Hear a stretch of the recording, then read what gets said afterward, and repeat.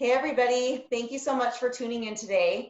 I am here with Dennis and Creighton. They are the owners of the Clever Bean Coffee Shop, which is my absolute favorite coffee shop in Salt Lake County. They're located over in Draper. And I wanted to bring these guys on today because I know we're all at home and summertime's coming up. And so I thought it might be fun to have them show you how to make a coffee. And they're going to tell you a little bit about more what they're going to make today. But I'm going to let Dennis and Creighton take it from here and first tell you guys a little bit about who they are and where they're at and kind of why they started their coffee shop. And then they're going to show us how to make a cool Yeah, coffee. thank you, Heather. I'm happy to kind of get started with just a quick introduction that we can go into the recipe. I know Creighton has been working on some pretty interesting things, and I'm excited to hear it, excited to see it. We started our coffee shop, The Clever Bean, in May of 2018. And so we've been open for almost 2 years now. And with everything going on with the pandemic, it's been really fascinating. We've had to temporarily close. We've really been trying to take information as time goes on and trying to focus on safety. Also understand that we need to innovate during these times. I think a lot of businesses need to innovate during these times. It's kind of forcing us to be able to reconsider our current strategies. And so we're trying to make the most of it. And one thing we've been focusing a lot on is selling our beans. We've been using the same blend since we opened. It's a 4-region blend, has Brazilian, Costa Rican, Colombian, and Guatemalan beans. They're roasted at different levels and mixed together. And we developed it after doing exploration trips and doing research for about a couple of years before we opened. I ended up going to Seattle a couple of times, Global Coffee Expo, and then also I went to Hawaii to visit some coffee farms, ended up going to 9 of them, almost died from drinking probably too much caffeine, too much coffee, but that's okay. It was worth it for the research. And then ended up going to London and tried some of their top hot chocolate tea and coffee shops. And overall, it was, how do we create a blend that we love drinking every day?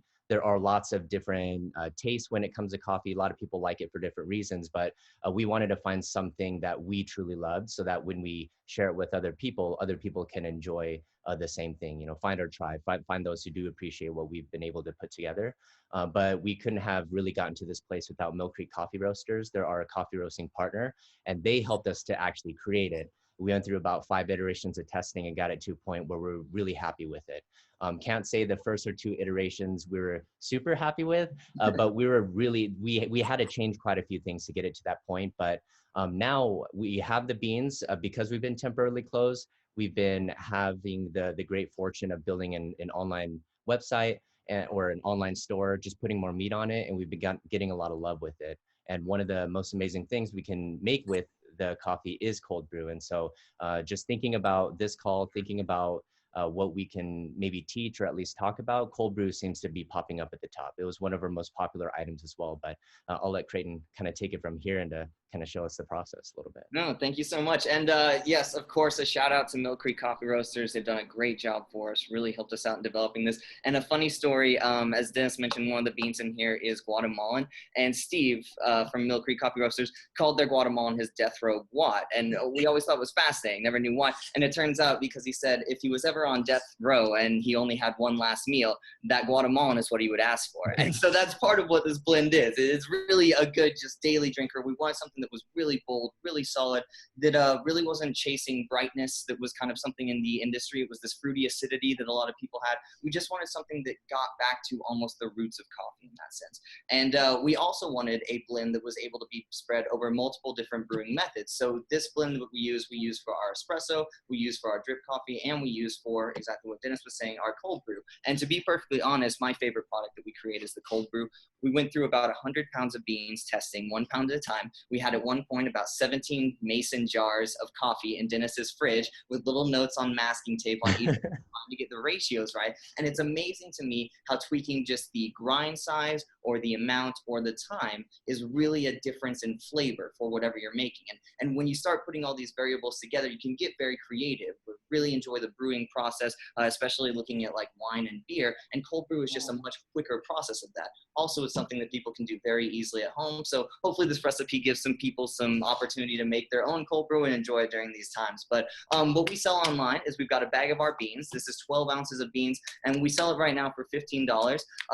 These, like we had talked about, are excellent beans. We try and sell them within 2 weeks of the roast date. We do believe that coffee does start to lose some of its flavor. It begins getting oxidized after about 2 weeks. So we'll always make sure to see that our beans go out before then. We sell them whole bean, or we do sell them ground. So if you don't have a grinder, you can go ahead and get some ground and call it good. The easy thing about our beans is that the ratio is very simple. One 12-ounce bag of beans makes 1 gallon of cold brew. So you can break that up however you'd like. You can use 1/4 of the beans, and you can make 32 ounces of cold brew, which is actually what I have right here. What we found is the easiest thing to make cold brew at home, at least for right now, was a mason jar.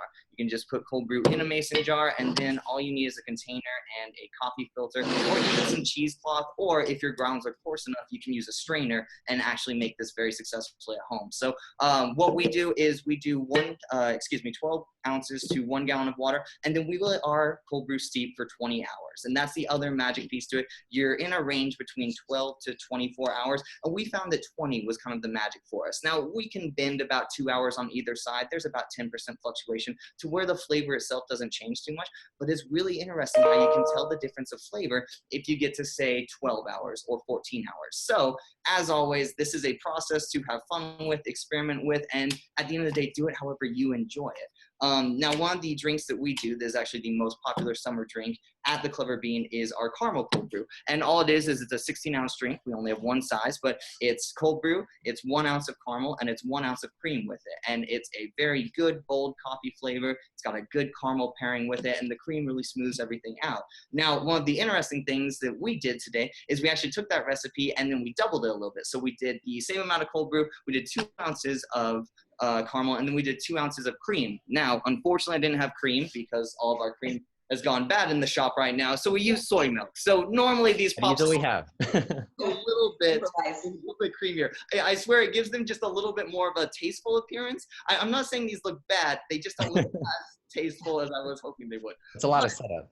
Yeah, and as always, using the items that we had, I used a coffee stir stick as my popsicle stick. That looks good. I think it looks beautiful. What are you talking about? Oh, yeah. We've got right here. So you can see a little bit, obviously, of the coloring going on. And then I did put a couple of coffee grounds in there. You can actually sprinkle a few coffee grounds. If they're soaked for long enough, they become pretty pliable, and they just add a little bit to the texture and a little bit to the flavor. But they're just very simple popsicles. You can do this using an ice tray. You can use a popsicle maker, and very simple. I let them freeze for about 12 hours. Provides a nice summer treat, a little bit of a caffeine boost. The other thing that you can do with these is you can always use your cold brew to make ice cubes with the cold brew. And then if you're drinking cold brew, you can just throw those ice cubes in there, and it then keeps it not watered down. I've actually seen some people do ice cubes that had some caramel and different things with it. So the ice cube itself was what was seasoning the drink. So yeah, very interesting summer drink, but hopefully something that some people enjoy and gives you an opportunity to make a nice, refreshing treat that you have a chance. So if you make a cold brew and you put it in your fridge, how long does that actually last if you make a gallon of cold brew? So we found the flavor to maintain up to 2 weeks. With health department standards and things like that, we usually don't keep our cold brew beyond one to a week and a half kind of thing. But we found the flavor to maintain on the 2 weeks. It's kind of funny because I have this cup here so that I can have some logo placement. However, this cup is cold brew because I didn't make drip coffee this morning, and this cold brew is 2.5 weeks, and I swear the flavor still maintains great. So the nice thing about doing it 32 ounces at a time is you can really extend that life and kind of continue forward. One of the other things that we found is when your beans are getting closer to the end of their lives, so as they hit that 1 month period and you're starting to get that oxidized taste, if you turn them into cold brew, the cold brew will then last an extended period of time. So the cold brew lasting for another week to 2 weeks on top of that means you can get 6 weeks out of your beans sometimes. So if you do have some beans that you just want to use and make sure that you have them used before they start oxidizing, that's a great answer, just to have something you can put on your shelf and drink whenever you want it. So with the cold brew, so you have your bag of coffee, usually whole beans, most likely. Do you just soak it in water, or what do you do with it? So you actually have these ground. So we grind these and we have them for drip coffee, and you can have the drip coffee ground into it. It's a little bit finer than the grind that we normally use in the shop. If we're doing cold brew on a massive scale, we found that the rather coarse grind works the best. Something more on the French press or even a little coarser. So on there. Yeah, if you have your own grinder, we suggest buying whole beans and then grinding it fairly coarse. If you don't have your own grinder, the ground that we have for drip works just as well. There's a slight difference in flavor, but again, you can tweak that with the time that you have the actual cold brew brewing. But yeah, no, we just have a coarse brew and then yeah, put it in the fridge, and the grounds themselves are a lot better. I've never tried it with whole bean, but that is a very curious idea. I might have to see what comes out of that. Yeah, no, it sounds amazing, and I love the popsicles. So I think that's awesome, and I'm gonna have to. I've got your beans in my kitchen because I love your coffee. So I'm gonna definitely have to try that out. Yeah, it's worth a shot. It's worth a shot. Well, tell us what you think, and see if you have. You can add to this recipe. I mean, caramel is just the first thing that we did and the most popular thing that we have, but you can use any flavor. You know, a little shout out to one of our partners and our landlords, Harmon's. They've been doing a great job throughout. Oh, yeah. They have some great syrups there. They've got some Tiranis, so if you ever want to go and just brew some of their syrup, you can come up with some great flavors to go with all this. So yeah, definitely. Well, so on that note, so where are you guys located, and where can people find you, and where can they buy your beans, and what do you guys think is in store moving down the road in the future, like maybe opening back up down the way? Yeah, so the address, 656 East, 114 South, Suite J in Draper, Utah. Maybe I'll just give the zip. Why not? 84020. Is it again? Okay. Yeah. Should have done that. And then you can buy our beans on our website. So it's www.thecleverbean.com. If you go to @thecleverbean on Instagram, Facebook, Twitter, then you'll be able to kind of route your way to the website as well. And then we have our beans on there. We have our different merch and stuff like that. And May 1st is kind of when we expect to have a first announcement of our plans moving forward in any kind of soft opening or reopening or things like that. But each day we're talking about it, and we're trying to figure out how to best move forward with it. But we can't help but to think about, you know, the safety of others while at the same time trying to do what's best for the kind of the long-term success of the Clever Bean. We always think long-term. We try not to think, okay, there's a short-term thing. Let's go ahead and make these kind of decisions that are only short-term in terms of a benefit. It's how do we make decisions that we'd be proud of 5 years from now, 10 years from now. And so just a lot of things to think about. Things are moving pretty fast, and things are moving very slow. Yeah. And so we're trying to be thoughtful about everything. But yeah, staying connected with everything and love everything that you're doing on your side as well. Yeah. Well, I appreciate you guys coming on. I will say to everyone that when Clever Bean does open up and we can resume as normal, I think someday it will happen. Oh yeah. You've got to go check out Clever Bean. It's an experience, not just coffee. They have like the most amazing hot chocolate I've ever like laid eyes on in my life. Oh, and that's local. They're local too. Yeah. Oh my gosh, the cheese. You guys have ice cream. Like maybe just share a little bit, because you don't just do coffee. You have a little bit more than that, right? That's so funny. That like as you mentioned that, all I think of is just the amount of local partners and the different partnerships that we've built over this time. And thinking about all these people, I feel like I really need to reach out to all of our partners to make sure everyone's doing well. But no, exactly. You just mentioned the ice cream. We do some affogatos with ice cream and espresso. That's done by Max over at Bon Bon Ice Cream. He's out of the Larry H. Miller movie theater, Cinemark. Yep. So added in Smart Home Arena as well. Yeah, does a great job with that. Our teas that you have mentioned, they're from Scott and Becky Little over at Teazanti. They just moved locations, so I hope they're doing excellent over there. I know they had some construction stuff going on and things like that anyway, so they had to have a difficult transition there. And yeah, we try and use local as much as possible. Our chocolate is Solstice chocolate. They do an excellent job. It's a dark drinking chocolate that we use there.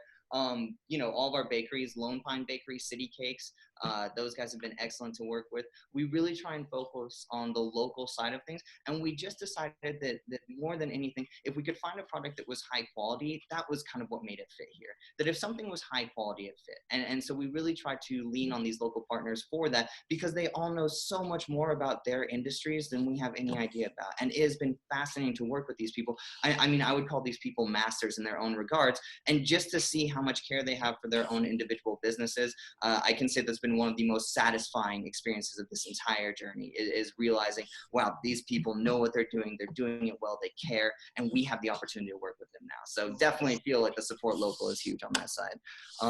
Oh, one last thing that I totally forgot to.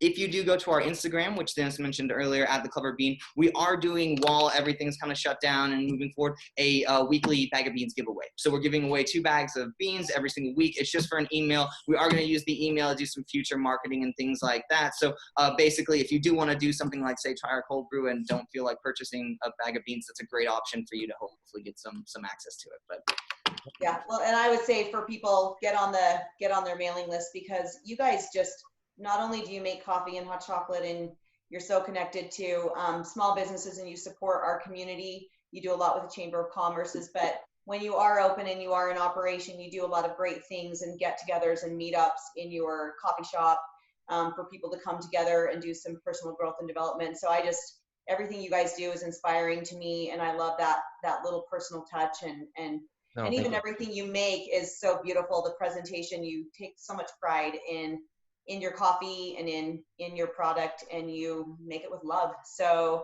I appreciate you guys so much, and I appreciate you taking time out of your busy schedule. Maybe not. I appreciate you taking time away from making coffee to meet with me today.